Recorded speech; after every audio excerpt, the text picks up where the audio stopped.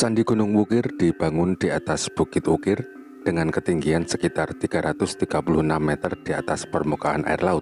Tepatnya berlokasi di Dusun Janggal, Desa Kadilwe, Kecamatan Salam, Kabupaten Magelang, Jawa Tengah. Sahabat jaga budaya, ini adalah suasana Candi Gunung Wukir pada siang hari. Dan candi ini terdiri dari satu bangunan induk dan di depannya terdapat 3 candi perwara. Penasaran dengan suasana malamnya? Ikuti perjalanan kami.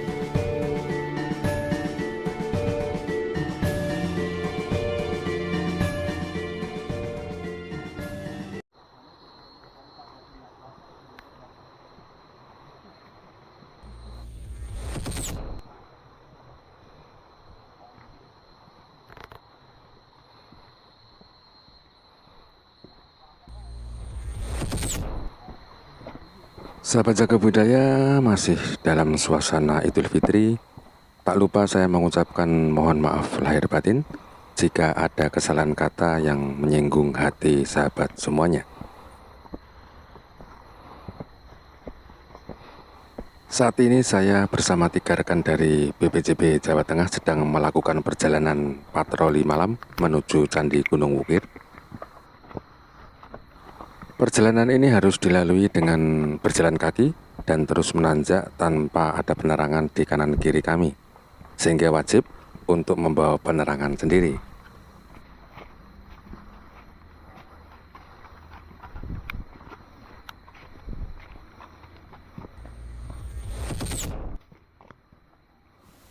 Sambil berjalan malam, cerita-cerita sedikit tentang Candi Gunung Wukir ini.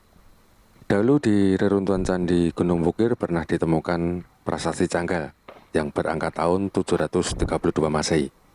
Dan menurut Bukhari dan Pusponegoro, prasasti ini berkaitan erat dengan candi ini.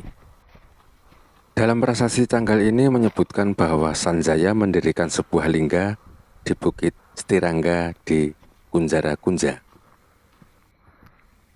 Setirangga memiliki arti tanah yang kokoh, dan diduga tanah kokoh tersebut adalah Gunung Wukir ini. Menurut peneliti geologi, bukit ini memiliki bebatuan yang terdiri dari batuan vulkanik tersier tua yang lebih tua dari sedimen Gunung Merapi purba. Sahabat jaga budaya, saat ini kami sudah berjalan kurang lebih 10 menit, namun karena perjalanan malam dan menanjak, jadi terasa lama. Hawa lumayan dingin pun terasa di badan menjadi hangat, bahkan keringat sudah mulai membasahi baju. Bagi sahabat budaya yang ingin berkunjung, tetap sesuai jam kunjung yang telah ditentukan. Karena kalau berkunjung pada malam hari, pasti tidak akan diperbolehkan masuk oleh petugas, demi keamanan dan kenyamanan bersama tentunya.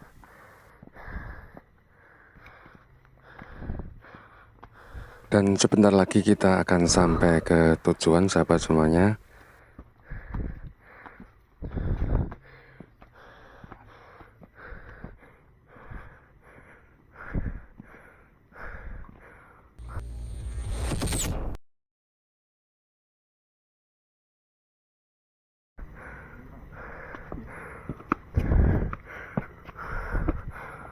Ini papan larangannya ya.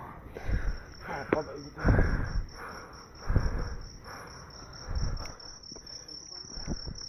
Dan saat ini kita sudah masuk ke area candi. Dan sebentar lagi akan kita eksplor Candi Gunung Wukir dalam suasana malam hari.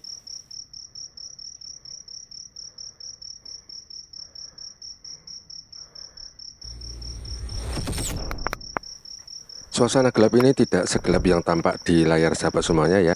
Ini hanya murni keterbatasan kemampuan kamera dan lightingnya saja. Semoga dapat dimaklumi. Dan saat ini saya sedang mengelilingi candi induknya. Dan tampak pada struktur candinya tidak ada perubahan yang signifikan jika dibandingkan dengan foto tahun 1930-an.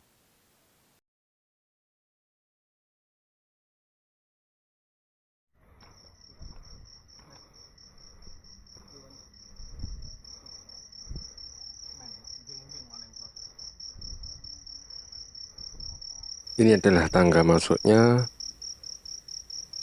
dan yang ini adalah fragmen dari pipi tangga.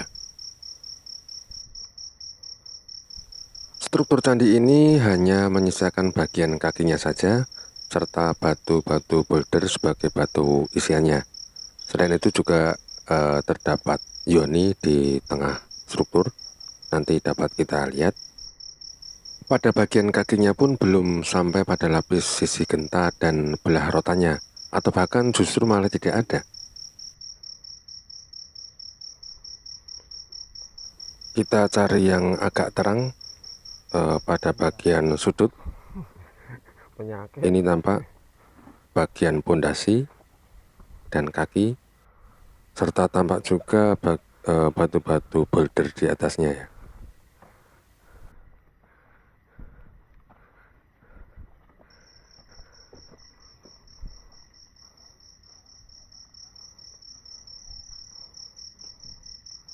Dan sekarang mari kita coba masuk ke bagian ruang utama candinya ya. Ini tangga masuknya, dan kita lihat di sini batu-batu bouldernya. Kita lihat yoninya, ini yoninya. Dan kalau kita melihat dari foto-foto lamanya, yoni ini dulu letaknya ada di dalam sumuran candi, dan pada ceratnya pun sudah tampak patah, dan ini kemungkinan sudah ditemukan dan sudah dilakukan penyambungan. Dan ini pada bagian kepala ular naganya juga sudah tidak ada. Ini pun juga tampak pada foto lamanya ketika ditemukan juga sudah tidak ada. Dan ini adalah foto dokumen Belanda pada tahun 1930-an. Tampak posisi yoni disebutkan ditemukan di dalam sumuran candi, sehingga diduga yoni terjatuh dari posisi semula ke dalam sumuran candi yang terletak di tengah ruang candi. Dan ini juga masih tampak jelas bagian cerat yang patah, serta juga pada bagian kepala naga yang juga sudah patah. Diyakini juga bahwa lingga yang didirikan Sanjaya merupakan pasangan dari yoni ini.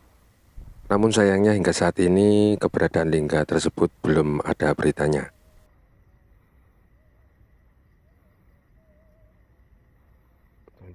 Dan sekarang mari kita lihat ketiga candi perwara yang berada di depan candi induk ini.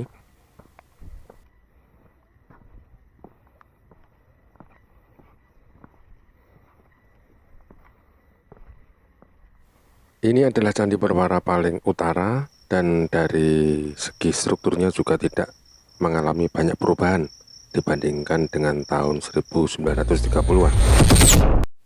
Dari foto lama ini tampak jelas tidak terdapat adanya bagian lapis sisi genta dan belah rotan seperti yang saya sampaikan di awal tadi, sehingga kemungkinan pada candi induknya juga serupa. Dan yang menarik dari foto ini adalah tampak adanya pagar yang kemungkinan juga merupakan pagar keliling candi yang saat ini sudah tidak tampak wujudnya. Dan ini juga bagian sisi pagar lainnya yang sudah roboh. Di candi perwara ini di dalamnya juga terdapat yoni, namun tidak sebesar dan sedetail yoni yang terdapat pada candi induknya.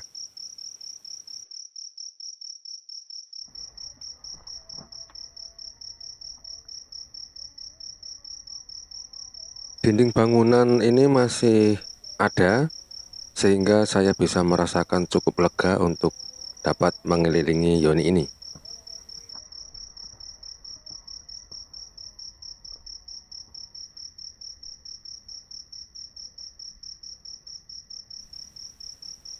Pintu candi ini cukup rendah ya, sehingga untuk masuk dan keluar harus berhati-hati karena kita harus menundukkan kepala. Dan mari kita menuju ke candi perwara yang berada di tengah. Candi perwara sisi tengah ini hanya tersisa bagian kaki, dan di tengahnya terdapat arca nandi.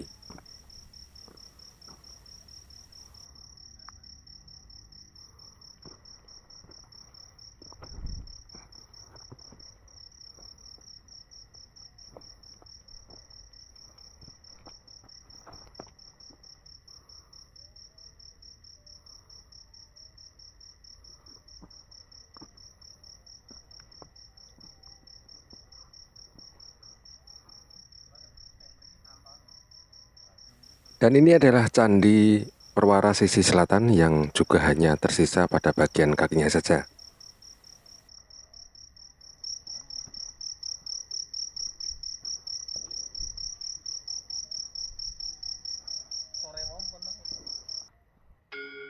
Dari suatu bukit menjadi ruang ritual dan sakral serta layak huni. Sanjaya dan masyarakatnya telah menunjukkan bahwa pada abad ke-8 telah mampu menjawab tantangan lingkungan fisik dengan mengelolanya menjadi suatu tata ruang yang aman dan nyaman.